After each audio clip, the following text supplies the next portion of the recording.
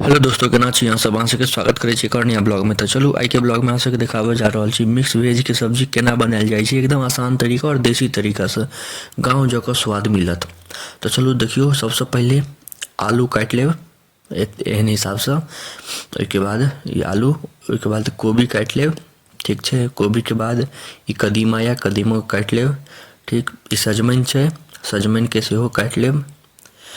अभी सजमनि के बाद भाटा बैगन जकरा कहै छी, बैगनो काटि लेब, ठीक छै। ओहिके बाद ई टमाटर, धनिया पत्ता और मिरचाइ ई सब काटि कऽ सबसँ पहिले राखि लेब, काटि कऽ बढ़िआँसँ तैयार कऽ लेब। एतेक रङ्गके सब्जी सब काटि कऽ तैयार कऽ कऽ राखि लेब, ठीक। ओहिके बाद गैस ऑन कऽ कऽ प्रेशर कुकरके चढ़ा कऽ एतेक फ्लेमपर तेल गरम हुअ लेल छोड़ि देबै, ठीक। तेल गरम भऽ जायत, ओहिमे कोबीके बढ़िआँसँ धो कऽ ई फ्राई करऽ लेल धऽ देबै, ठीक। सबके कोबीके बढ़िआँसँ धो लेब, ओहिके बाद फ्राई कऽ लेब एकदम बढ़िआँसँ। लाल भऽ जायत, भूरा मतलब ब्राउनिश कलरके कर कर, तहन ओकरा निकालि लेब। ओहिमे हल्का कनिक हल्दी दऽ देबै, फ्राई करबै ने कोबीके तऽ ओहिमे हल्का हल्दी दऽ कऽ फ्राई कऽ लेब तऽ बढ़िआँ हैत, फ्राई भऽ जायत। तकर बाद देखियौ बढ़िआँसँ फ्राई भऽ जायत। आब एहन फ्राई लाल टाइपके करगर भऽ जायत तऽ निकालि लेब। फ्राई केलाके बाद सबटा कोबीके देखियौ, सब कोबीके बढ़िआँसँ निकालि लेब, एकोटा कोबीमे रहै नहि, ठीक छै। निकाललाके बाद आब एहिमे कनिक तेल कम रहत तऽ कनिक और तेल डालि देबै। ओहिके बाद बर्तनमे एगो ई पचफोरना, ई लाल मिर्च, सूखा लाल मिर्च, तेजपत्ता और ई हींग, ई सबके प्लेटमे राखि लेब, ठीक छै। देखियौ ई चारू सामानके प्लेटमे राखि लेब। इम्हर तेल गरम भऽ जेतै तऽ एहिमे ईसब खसा देबै, तेजपत्ता, पचफोरना और हींग और सूखा लाल मिर्च। ई सब खसेलाके बाद एकरा सबके कनिक पकऽ देबै, मतलब जरऽ देबै। जतेक भी ई सब यऽ एकरा सबके कनिक जरऽ देबै। ई सब भऽ जेतै, गरम भऽ जेतै, ओहिके बाद आलू खसा देबै। आलूओके बढ़िआँसँ धो लेब, बहुत गन्दा रहै छै आलूमे, तऽ आलूओके बढ़िआँसँ धो कऽ खसा लेब, लारि चारि देबै। ओहिके बाद आब सब सब्जी सब खसा देबै। सजमनि बढ़िआँसँ धो कऽ खसा लेब।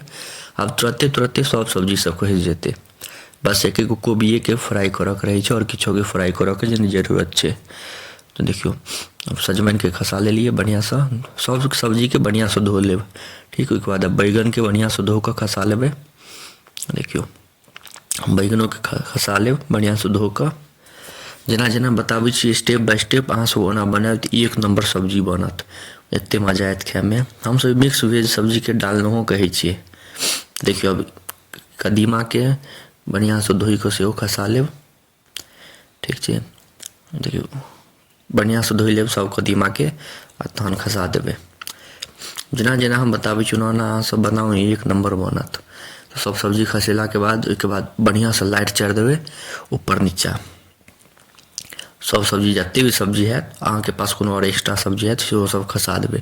आब एहिमे मिरचाइ तो जे छलै काटल, 2-3 गो मिरचाइ खसा लेबै। ओहिके बाद टमाटर खसा लेब, 1.5 चम्मच हल्दी दऽ देबै, 1.5 चम्मचसँ ज़्यादा नहि देबै।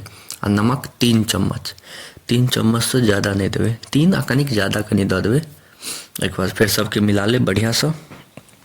देख लियौ सबके एकदम बढ़िआँसँ मिला कऽ आ कनि देर झाँपि कऽ छोड़ि देबै, तब तक गलतै। तऽ कनि देर झपलाके बाद देखियौ फेर ओहिके बाद आबि कऽ मिला लेबै बढ़िआँसँ। कनि देर झपबै ने तऽ पहिले हल्दी आ नमक दऽ देबै तऽ कनि गलै छै, देखियौ ठीक छै। आब ओहिके बाद कनि देरके बाद फेर धनिया दऽ देबै, धनिया पाउडर 2 चम्मच और लाल मिर्च पाउडर सेहो 2 चम्मच, दुनू 2-2 चम्मच देबऽके छै, काफ़ी छै। एहिसँ ज़्यादा नहीं देबै नहीं तऽ करू भऽ जायत। हरियरो मिरचाइ देलिए, इहो देबै जा करू भऽ जायत। 2 चम्मचसँ कनि कमे देब तऽ बढ़िआँ रहत। ई सब देलाके बाद बढ़िआँसँ लारि चारि लेब। ओहिके बाद पानि दऽ देबै 1 बाटी और कनिक और पानि दऽ लेब, जतेक अहाँ सबके रस चाही ओहि हिसाबसँ पानि दऽ लेब। और बढ़िआँसँ फेर मिला देबै। देखियौ कतेक बढ़िआँसँ मिला देलिए।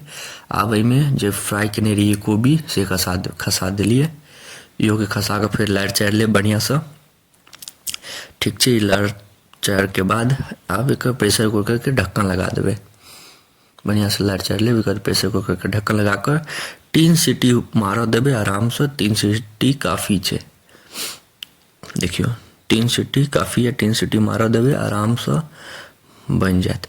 देखियो 3 सीटी मार दिल के। अब में धनिया पत्ता जी शुरू में कटने रहिए से धनिया पत्ता के खसा ले। गरम मसाला है तो गरमो मसाला खसा ले। हमर तो गरम मसाला अपने हाथ से बनेलिए, सेहा वाला गरम मसाला देने चाहिए वो देवे। तो देखियो पहले धनिया पत्ता कते धुआं भ गए हो, बड़ धुआं निकले। देखियो अपन हाथ से बनल अपन घर के गरम मसाला से खसा दिलिए। उसके बाद सबके बढ़िया से मिला ले। तत्ते धुआं भ गए, गरम गरम खाए में बड़ मजा आए। ठंडा के मौसम में सब रंग बिरंगी चीज सब हम सब एक डालना कहे मिक्स वेज सब्जी के। 3 सीटी मार देवे ना एकदम बढ़िया से बन जात, कोनो परेशानी नहीं है। अहाँ सब एक बेर घर पर जरूर ट्राई करब। तो अहाँ सबके एते देर तक देखो के लिए धन्यवाद। नीक लागे तो लाइक कमेंट शेयर सब्सक्राइब जरूर करब। मिले छी अहाँ सबसे अगला नेक्स्ट ब्लॉग में।